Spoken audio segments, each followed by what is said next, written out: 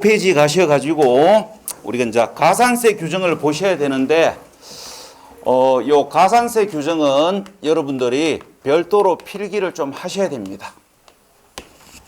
요거는 교재를 보시면 안 되고 반드시 필기를 따로 하셔야 됩니다. 다시 이야기 드립니다. 교재 보시면 안 되고 필기를 반드시 따로 하셔야 돼요. 자, 그러면 이제 지금부터 가산세를 설명을 드리는데, 자, 취득세를 가지고 우리가 이야기를 해봅시다. 자, 취득세는 우리가 취득일로부터 60일 이내에 납세 의무자가 스스로 신고 납부하는 게 원칙입니다. 자, 그럼 우리가 이제 해석을 해봐요. 우리가 취득세를 신고 납부에 의하여 징수를 한다는 이야기는 취득세 납세 의무자들은 신고 납부하여야 할 의무가 있다는 얘기 아닙니까? 자, 그런데 60일 이내에 신고를 하지 아니하면 어떻게 될까요? 스스로 신고해야 할 의무가 있는데 정해진 기간 내에 신고를 하지 아니하면 신고 의무를 이행하지 아니한 사실에 대하여 신고 불성실 가산세가 부과됩니다. 그럼 이때 신고 불성실 가산세는 자, 몇 프로 부과될까요? 자, 신고 불성실 가산세는 몇 프로 부과되냐면은 자, 첫 번째 우리가 신고를 하지 아니한 경우, 무신고한 경우냐, 신고하였으나 가소 신고한 경우이냐에 따라 다르고, 우리가 신고하지 아니한 경우, 무신고한 경우는 일반 무신고냐, 부당 무신고이냐에 따라 다릅니다. 자, 시험 문제에서 어떤 사례를 던져놔놓고 이 경우가 일반 무신고에 해당되는지 부당 무신고에 해당되는지를 여러분들에게 판단하라고 요구하지는 않습니다. 그래서 어떤 게 일반 무신고이고 어떤 게 부당 무신고인지는 구분 못 하셔도 되고, 일반 무신고로 판정되느냐 부당 무신고로 판정되느냐에 따라 가산세가 다르다라는 거, 요거만 구분하시면 돼요. 우리가 일반 무신고에 해당되면 신고 불성실 가산세를 20%를 부과하지만 부당 무신고로 판정되면 신고 불성실 가산세를 40% 부과합니다. 자, 그 다음에 신고하였으나 가소 신고한 경우. 그러니까 신고하였으나 가소 신고한 경우에는 자, 이것도 일반 가소 신고냐 부당 가소 신고냐에 따라 다릅니다. 우리가 일반 가소 신고로 판정되면 신고 불성실 가산세를 10%를 부과하지만 부당 가소 신고로 판정되면 신고 불성실 가산세를 40%를 부과하는 게 원칙입니다. 40%가 원칙이라는 이야기는 아닌 경우도 있다는 이야기지요. 그런데 이제 시험 문제에서 아닌 경우에 어떤 경우가 있는지를 물어볼 가능성은 없습니다. 이게 이제 이런 경우를 생각을 해봐요.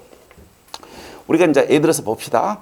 자, 우리가 가소 신고를 했다는 얘기는 세금을 적게 냈다는 얘기고, 그런데 이때 이제 일반 가소 신고로 판정되느냐, 부당 가소 신고로 판정되느냐에 따라 가산세가 달라지는데, 자, 이런 경우를 생각을 해봐요. 4천만 원을 가소 신고했는데 3천만 원은 부당 가소 신고로 판정이 되고 1천만 원은 일반 가소 신고로 판정이 되었을 때 가산세 세율이 다를 거 아닙니까? 그래서 이게 표현상 차이가 있는 거예요. 우리가 부당 가소 신고로 판정되었을 때 신고 불성실 가산세는 40%를 부과하는 게 원칙입니다. 자, 그런데 우리가 일부만 부당 가소 신고로 판정이 되고 나머지 일부는 일반 가소 신고로 판정되면 신고 불성실 가산세는 40%를 부과하고 40%를 부과하는 게 원칙이고, 여기다가 이제 뭐 하는 겁니까? 일반 가소신고로 판정된 금액에 대해서는 10%를 부과해요. 그러니까 이걸 이렇게 상세히 물어보는 경우는 없기 때문에 여러분들은 40%를 부과하는 게 원칙이다. 이렇게 알고 계시면 시험 보는데 아무 문제 없습니다. 근데 이제 정확하게 설명하면 부당 가소신고로 판정이 되면 40%를 부과하는 게 원칙이고 일부가 일반 가소신고로 판정되면 40%에다가 가소신고한 부분에 대하여 10%를 부과한 금액을 합한 금액을 가산세로 봐요. 자, 그다음에 이제 이걸 보셔야 됩니다. 자, 정해진 기간 내에 신고를 하지 아니한 자들은 신고 기한 경과 후 신고 가능합니다. 당연한 얘기 아닙니까? 자, 상식적으로 생각을 해봐요. 취득일로부터 60일 이내에 취득세를 스스로 신고를 해야 되는데 갑이 무슨 이유인지는 모르겠고 60일 이내에 신고를 하지 아니한 갑이 63일째 되는 날 신고 기간이 지난 후에 63일째 되는 날 취득세 신고하러 가니까 구청 직원이 신고 기간이 지났다고 신고를 안 받아준다. 이게 말이 됩니까? 우리가 신고기간 경과 후에 신고하러 가니까 기간이 지났다는 이유로서 신고를 막으면 세금 받기 싫다는 이야기 아닙니까? 그래서 정해진 기간 내에 신고를 하지 아니한 자들은 신고기간 경과 후 신고 가능하고요. 신고기간 경과 후 신고를 하면 늦었지만 신고했지요. 늦었지만 신고했기 때문에 무신고에 따른 신고 불성실 가산세를 경감 받습니다. 그러니까 늦었지만 신고했으니까 무신고에 따른 신고 불성실 가산세를 경감 깎아준다고요. 요게 여러분들 교재 몇 페이지냐면은 요게 여러분들 교재 37페이지입니다.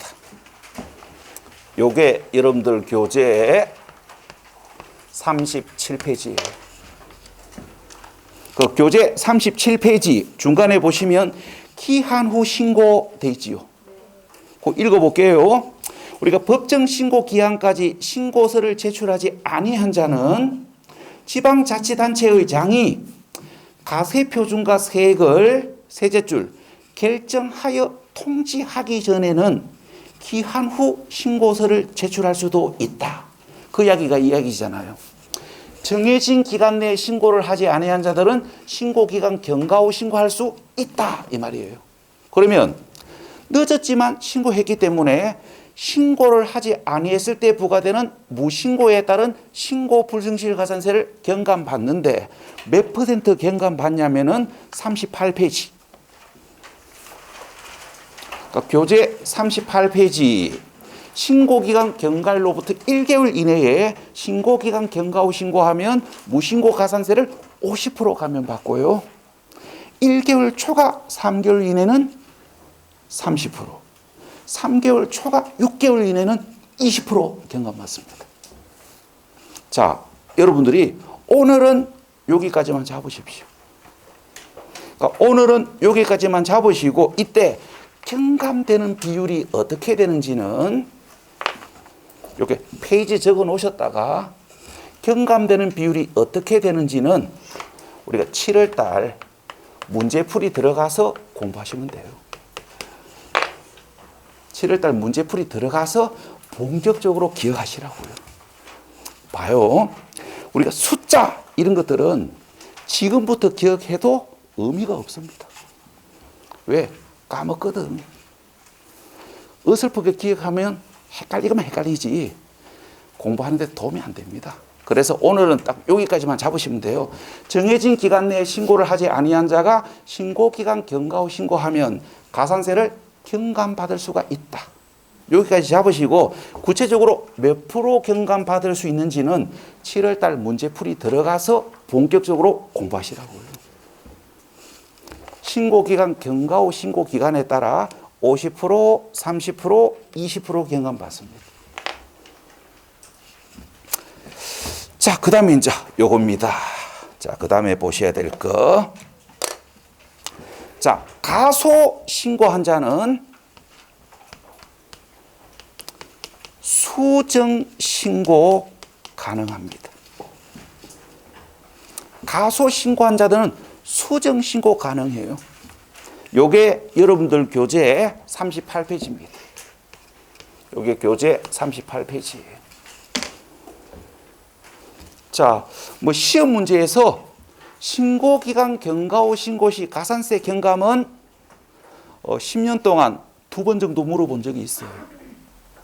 근데 수정 신고는 아직까지 출제를 한 적이 없습니다. 그래서 요거는 제가 그냥 말로만 한번 설명을 드려볼게요. 자, 교재 38페이지. 자, 교재 38페이지 수정 신고. 자, 이겁니다. 우리가 가소 신고한 자들은 수정 신고할 수 있습니다. 그러니까 뭐 한다고요? 양심을 회복할 수 있는 기회를 준다고요. 우리가 가소 신고했다는 얘기는 좋게 말하면 세금을 덜 냈다는 얘기고, 나쁘게 얘기하면 탈세했다는 얘기잖아요. 봐요. 내가 아파트 분양에 당첨이 되었고, 자, 분양에 당첨이 되었고, 자, 계약을 하면, 계약을 하면, 이제 뭐가 됩니까? 아파트 분양권이 되지요. 자, 이 아파트는 분양가가 5억인데, 자, 갑이 이걸 을에게 분양권을 전매를 했고,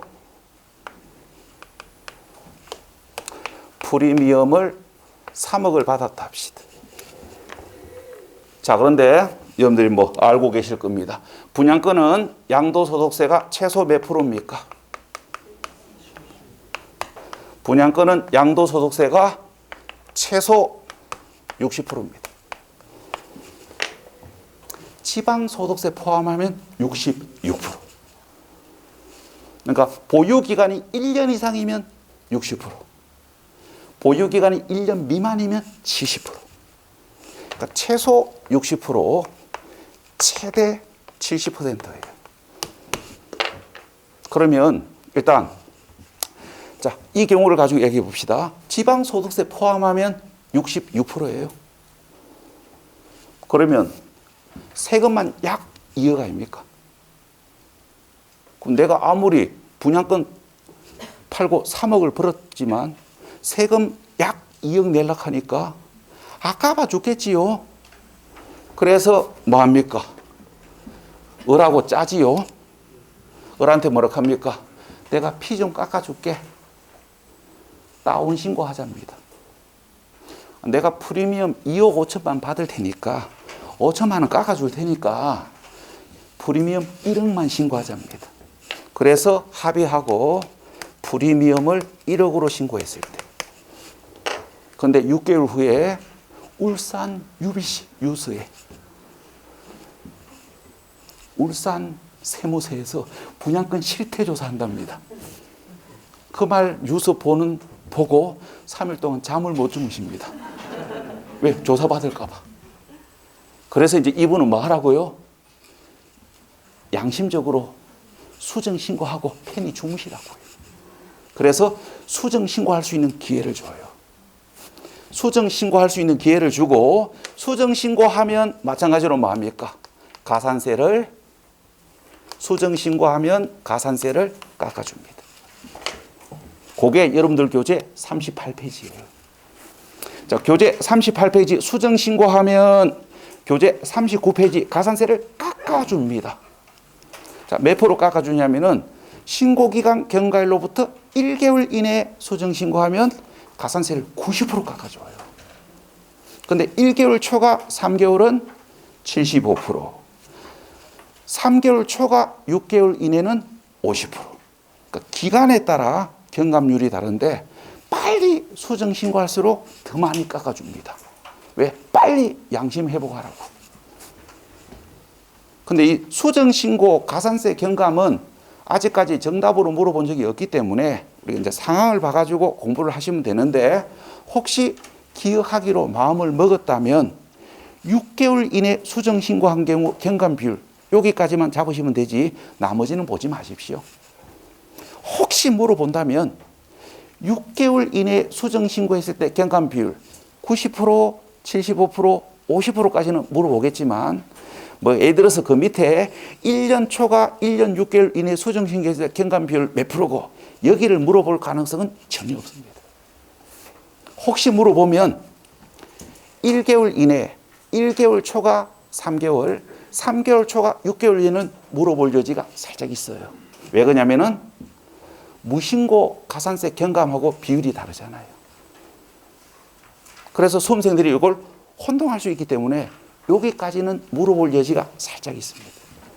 그래서 혹시 나중에 하반기 이후에 세법을 공부할 수 있는 시간이 충분하고 갑자기 욕심이 생겨가지고 세법에서 13개 이상 답을 찾고 싶은 욕심이 막 끌어 넘친다. 그러면 6개월 이내까지만 한번 정리하시라고요. 자, 그 다음에 이제 이거 봅시다.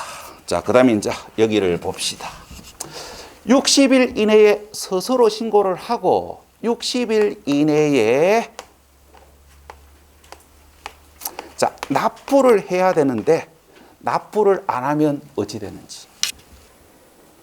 취득세를 정해진 기한 내에 납부를 하지 아니하면 보편적 말로 이야기하면 연체료가 부과되겠지요. 근데 그걸 세법에서는 연체료라고 이야기하지 않고 납부지연 가산세라고 이야기합니다. 이걸 자, 오해하지 마십시오. 요걸 22년 2월 2일까지는 납부 불성실 가산세라고 이야기합니다. 2월 2일까지는. 그런데 2월 3일부터 명칭이 바뀝니다. 납부 지연 가산세. 우리는 10월 29일 날 시험을 봐야 되고 우리 시험은 10월 29일 현재 시행되는 법령에 의하여 답안을 작성하도록 되어 있기 때문에 2월 2일까지 어떤 용어를 사용하는지는 전혀 몰라도 되고 2월 3일 이후부터 어떻게 되는지 아시면 돼요. 그래서 용어 사용을 이렇게 하겠습니다. 그래서 우리 교재도 용어가 이렇게 돼 있어요. 그러니까 2월 2일까지 하고 2월 3일 이후부터 용어가 달라요. 그런데 우리 시험 규정에 맞게 공부를 해야 되기 때문에 이렇게 이야기했습니다.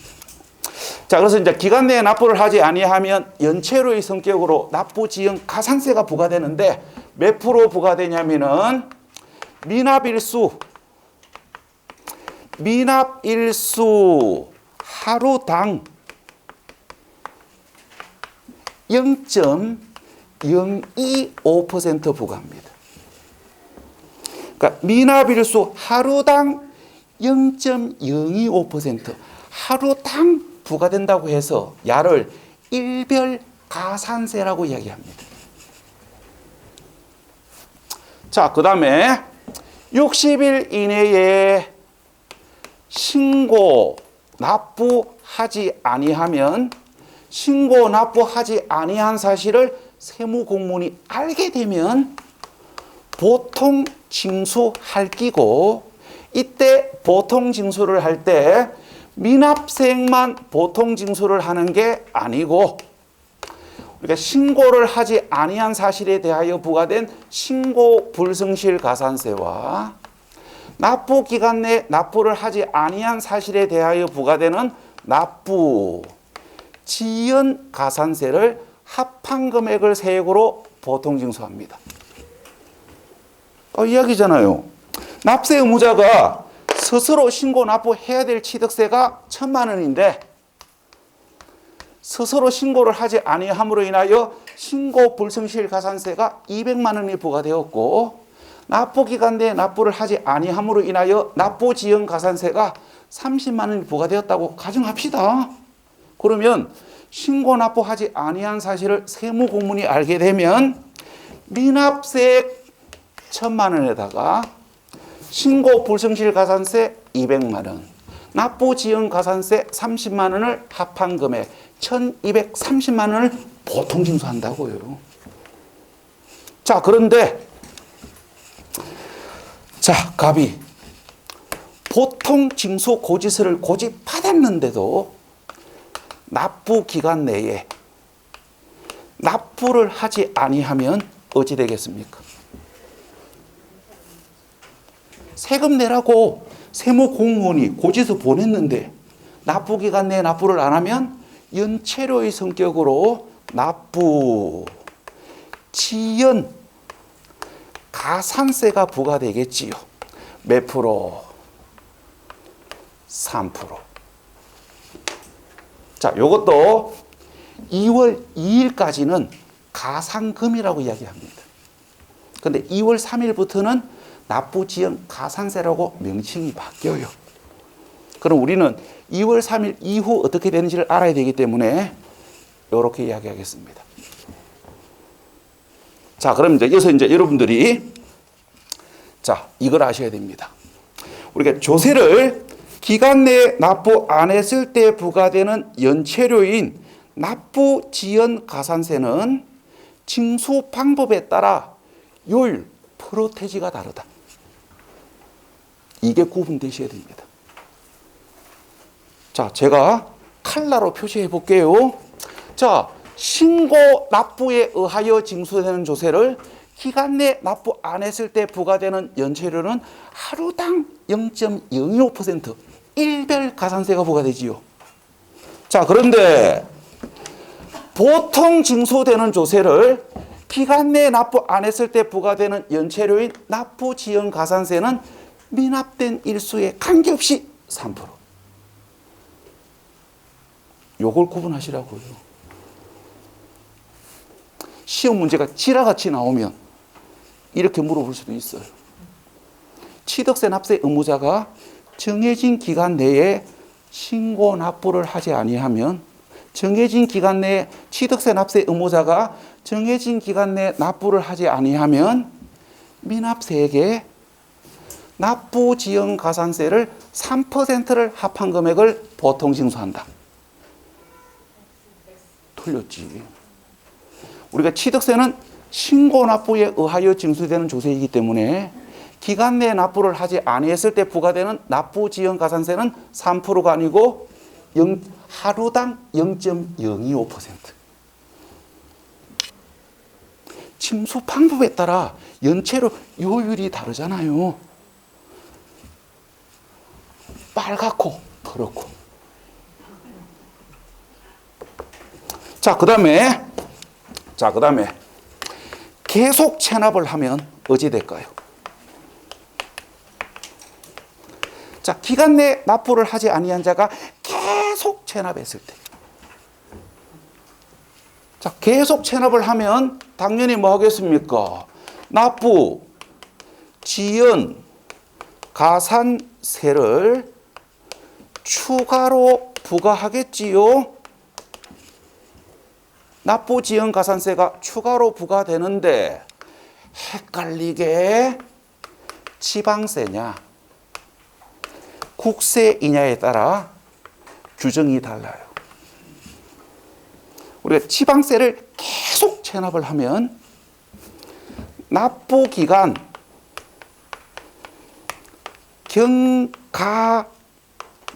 경과일로부터 1개월 경과시마다 납부기간 경과일로부터 1개월 경과시마다 0.75%씩 부과합니다. 그러니까 쉽게 말해서 1개월 경과할 때마다 1개월 연체할 때마다 0.75%씩 부과한다고요.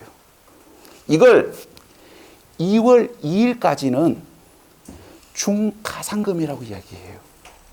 그런데 2월 3일부터는 납부지연 가산세라고 칭합니다. 여러분들은 2월 3일 이후 어떻게 되는지만 알고 계시면 돼요. 그래서 중가산금 이런 거는 안 드는 걸로 하시면 됩니다. 근데 아직 일부 교재에 보면은 그 용어를 쓰고 있는 교재들이 있어요.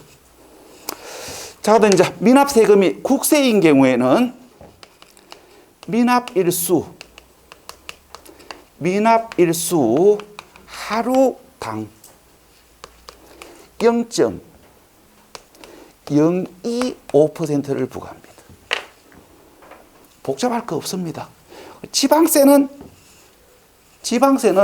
한 달 연체할 때마다 부과되는 거고, 국세는 하루 연체할 때마다. 그러니까 지방세는 한 달마다 부과되는 거고, 그러니까 지방세는 한 달마다 부과되는 거고, 국세는 하루마다 그러니까 하루당 부과된다고. 그래서 우리가 이제 이 지방세는 월 단위로 부과되기 때문에 이걸 우리가 뭡니까? 설명 편의상 월별 가산세라고 그러고, 우리가 국세는 하루당 일 단위로 부과되기 때문에 일별 가산세라고 이야기합니다. 근데 이제 눈치가 빠르신 분들은 알 겁니다. 이놈이나 결론은 같은 거 아닙니까? 감이 안 옵니까? 한 달은 평균 30일이고, 그러면 하루당 0.025 대 30일이면 0.75 아닙니까? 그러니까 결론적으로 이놈이나 실제로 부담하게 되는 납부지연 가산세는 거의 똑같다는 이야기예요. 거의 똑같습니다. 단지 계산 방식만 다른 거예요. 지방세는 한 달마다, 국세는 하루마다. 자, 그 다음에 우리가 월별 가산세는 최고 60개월을 초과할 수가 없습니다. 그런데 일별 가산세는 최고 5년을 초과할 수가 없습니다. 듣고 보이 같은 말이네. 괜히 같은 말인데 다르게 적어놨습니다. 헷갈리시라고. 왜? 따지지 말라고. 60개월이 5년 아닙니까? 그런데 이게 왜 다르냐면은 지방세는 월 단위로 계산하기 때문에 월 단위로 표시해서 하는 거고, 국세는 일 단위로 부과하는데 이걸 일수로 표시하려고 하니까 말이 길지요. 그래서 5년. 자, 그 다음에 요거 이제 한마디 더 합시다. 요 월별 가산세는 미납세액이 30만 원 이상일 때 적용합니다. 우리가 지방세 미납세액이 30만 원 이상이어야 요 월별 가산세가 부과된다고요. 그래서 봐요. 지방세 미납세액이 30만 원 이상인 자가 계속 체납을 하면 3% 가산세도 부과되고 월별 가산세도 부과되는 거예요. 자, 다시 가볼게요. 지방세 미납세액이 30만 원 이상인 자가 계속 체납을 하면 3% 가산세도 부과되고 월별 가산세도 부과됩니다. 그런데 지방세 미납세액이 30만 원 미만인 자가 계속 체납을 하면 3% 가산세는 부과되지만 월별 가산세는 부과 안 된다고요. 그 다음에 요 국세는 미납세액이 100만 원 이상일 때 계속 체납 시 가산세가 붙습니다. 그러니까 이렇게 되는 거예요. 자, 보통징수, 자, 국세, 보통징수 고지서를 고지했는데 미납세액이 100만 원 이상이면 3% 가산세도 부과되고 일별 가산세도 부과된다고요. 그런데 100만 원 미만이면 3% 가산세만 부과되지 더 이상 추가로 부과되는 가산세는 없습니다. 여기까지가 여러분들이 가산세 규정에서 아셔야 될 이야기입니다. 법이 좀 헷갈리게 규정되어 있습니다. 이게 이제 그러니까 여러분들 교재를 봐가지고는 이렇게 체계적으로 정리할 수가 없어요. 그래서 제가 필기를 따로 하라고 이야기 드린 겁니다. 자, 요게 이제 우리 시험 문제에서 자주 출제되는 이야기는 아니에요. 그러니까 이런 이야기들이 시험에서 자주 나온 건 아니고, 요게 보통 봅시다. 한 3년에 한 번 정도 나와요. 그래서 이렇게 이제 정리를 해 놓으셨다가 나중에 이제 세법의 주요 조세 공부가 마무리되시면 우리가 이제 하반기 이후에 이런 것들을 상세히 구분하셔야 됩니다. 그러니까 중요 내용 정리가 많이 미흡하신 분들은 굳이 없는 시간 쥐어 짜서 기억할 이야기는 아니고요. 그런데 가급적이면 정리하는 게 좋습니다. 우리가 그 세법 문제가 최근에 어떤 조금 뭐랄까요? 심하게 이야기하면 출제를 예상하는 게 이런 문제가 나올 거라고 출제를 예상하는 그 자체가 세법은 모순입니다. 그러니까 출제 이런 게 나올 거라고 딱 찍어서 이야기할 수가 없다고요. 그 정도로 문제가 뭔가 천군만방이에요. 그렇기 때문에 요게 뭐 아예 이해가 안 된다면 몰라도 이해는 되는데 하나하나 기억하기는 부담스럽다. 그렇다면 이거 기억하셔야 됩니다. 자, 이렇게 해가지고 가산세 관련 규정 설명은 마무리가 됐고요. 자, 그 다음에 교재 32페이지 갑니다. 교재 32페이지. 자, 납세 의무 성립 확정 소멸. 여기에서 한 문제 나올 가능성 60%입니다. 그래서 시험장 가기 전에 반드시 공부해야 될 파트예요. 자, 그런데 교재 32페이지 거기 중간에 납세 의무 성립 시기 그 옆에다가 적으십시오. 납세 의무 성립 시기 옆에다가 적으십시오. 6월 마지막 주에 보자. 지금 볼 이야기가 아닙니다. 왜 그러냐면은 이유는 이렇습니다. 이 납세 의무 성립 시기를 전혀 몰라도 개별 조세를 공부하는데 아무 불편함이 없어요. 그런데 개별 조세 공부가 끝이 나면 이게 이해가 됩니다. 그래서 6월 달에 보자고요. 그 다음에 교재 35페이지 납세 의무 확정. 자, 납세 의무 확정은 오늘 설명을 드려도 여러분들이 이해를 할 수가 있습니다.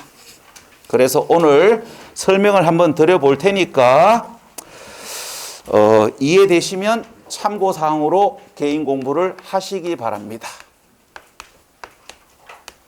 자, 납세 의무 확정 시점입니다.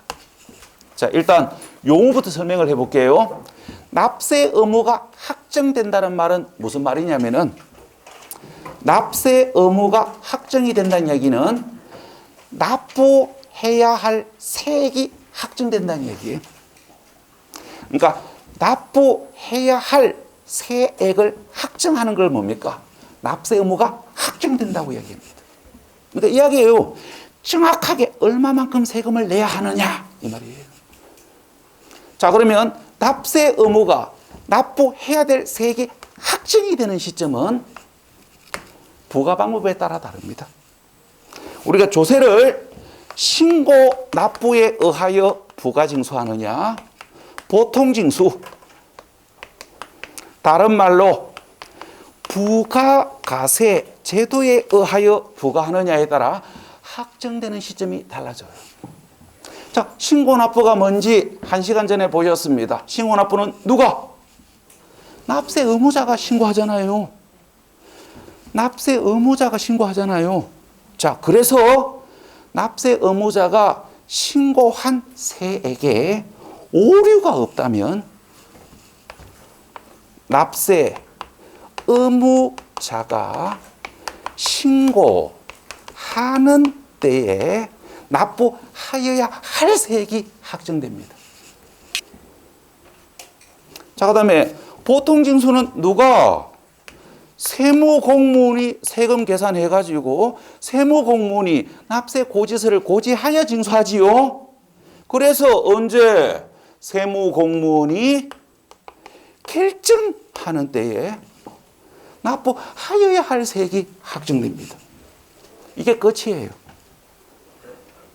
신고 납부에 의하여 부과되는 조세들은 납세무자가 신고하는 때에, 보통 징수되는 조세는 세무공무원이 결정하는 때에 납부하여야 할 세액이 확정됩니다. 자, 그러면 32회 시험 문제.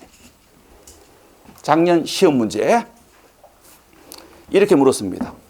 부동산 관련 조세에 대한 설명이 틀린 것은? 부동산 관련 조세의 설명으로 틀린 것은 해가지고 1번 지문이 취득세 물었고, 2번 지문이 재산세 물었고, 3번 지문이 종합부동산세 물었고, 4번 지문에 이렇게 물었습니다. 양도소득세는 예정 신고하는 것으로 납세 의무가 확정되는 건 아니다. 자, OX. 우리가 양도소득세는 예정 신고하는 것으로 납세 의무가 확정되는 건 아니다. 이거 알고 보면 너무너무 쉬운 문제고, 모르시면 헷갈리는 문제입니다. 자, 이걸 봐봐요.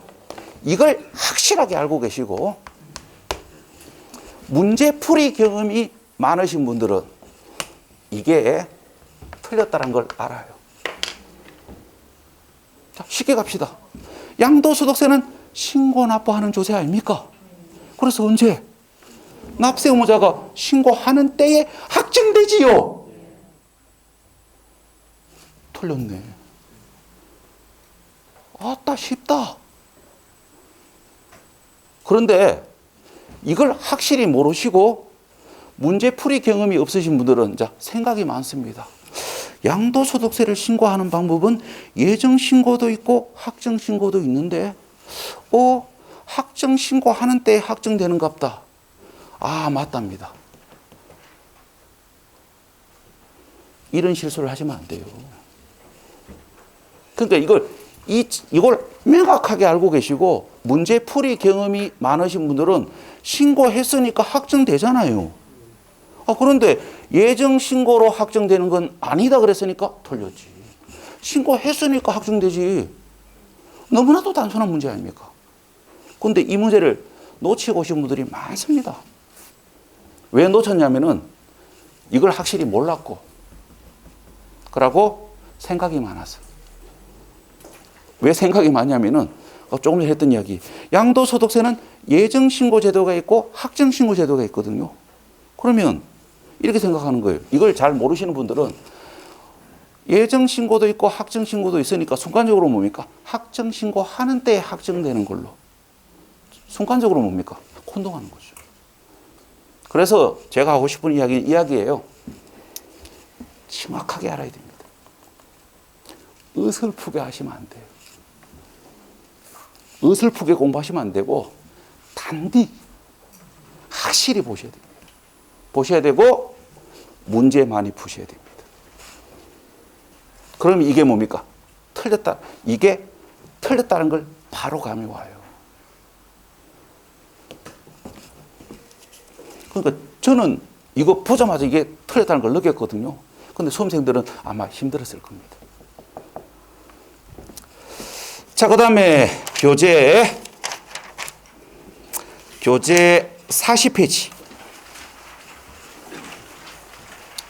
자, 교재 40페이지 납세 의무 소멸. 자, 일단 납세 의무가 소멸되는 사유 눈도장 찍으시고요. 자, 교재 40페이지 거기 소멸 사유 보시면 납세 의무가 소멸되는 사유는 5가지입니다. 거기 1항에 납부, 충당. 그 다음에 2항에 부가 취소. 그 다음에 지방세를 부과할 수 있는 기간 내에 부과하지 아니하고 그 기간이 만료된 때. 그 다음에 5번째, 소멸시효가 완성된 때. 이 5가지가 납부 의무가 소멸되는 사유예요. 자, 그러면 소멸 사유는 직접적으로 물어본 적이 1회부터 32회 동안 딱 한 번밖에 없어요. 그래서 일일이 기억할 필요는 없고, 자, 그런데 41페이지, 요 채척 기간을 여러분들이 알고 계셔야 됩니다. 우리가 조세를 부과할 수 있는 기간이 뭡니까? 채척 기간입니다. 우리가 형법으로 치면 뭡니까? 공소시효와 같은 거예요. 그럼 우리가 그러니까 형법의 공소시효와 같은 게 뭡니까? 채척 기간입니다. 그러니까 우리가 조세 부과 사유가 발생된 날로부터 조세를 부과할 수 있는 기간이 채척 기간인데, 이 채척 기간을 구분하는 문제가 어쩌다 한 번씩 나오고, 기본적으로 채척 기간이 몇 년인지를 알고 있어야 공부하는 게 조금 더 쉬워집니다. 그래서 채척 기간을 잡으셔야 되는데, 오늘은 원칙만 잡으십시오. 그러니까 오늘 원칙만 잡으시면 돼요. 거기 지방세 채척 기간 가셔가지고 거기 사항, 요게 원칙입니다. 우리가 지방세를 부과할 수 있는 채척 기간은 5년이 원칙이에요. 자, 그런데 이제 요게 조건이 붙습니다. 거기 1항에 납세자가 사기 등 부정한 행위로 지방세를 토탈을 하거나 부당 환급을 받았을 때 지방세를 부과할 수 있는 채척 기간은 10년입니다. 그 다음에 2항에 3항에 우리가 이제 신고 납부에 의하여 징수되는 조세들은 납세 의무자가 스스로 신고해야 되잖아요. 자, 그런데 거기 2항 3항에 신고서를 제출하지 아니했을 때, 우리가 신고서를 제출하지 아니했을 때 지방세를 부과할 수 있는 채척 기간은 7년인데 요게 조건이 붙습니다. 상속 또는 증여에 의하여 취득한 자가 신고서를 제출 안 했을 때는 7년이 아니고 10년. 자, 일단 우리가 이렇게 합시다. 시험장 가기 전까지는 원칙만 아시면 됩니다.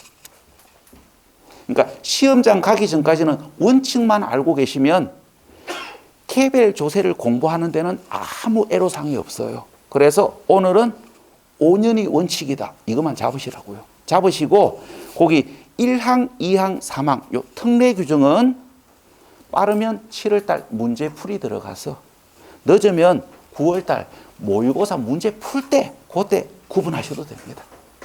오늘은 원칙만 잡으십시오. 5년. 자, 그 다음에 봅시다. 자, 이렇게 해가지고 여러분들이 우리가 조세 총론 파트에서 지금 공부해야 될 이야기는 설명이 다 끝났습니다. 자, 고생 많이 하셨고요. 2주 후에 오시면 취득세 설명하겠습니다. 자, 수고했습니다.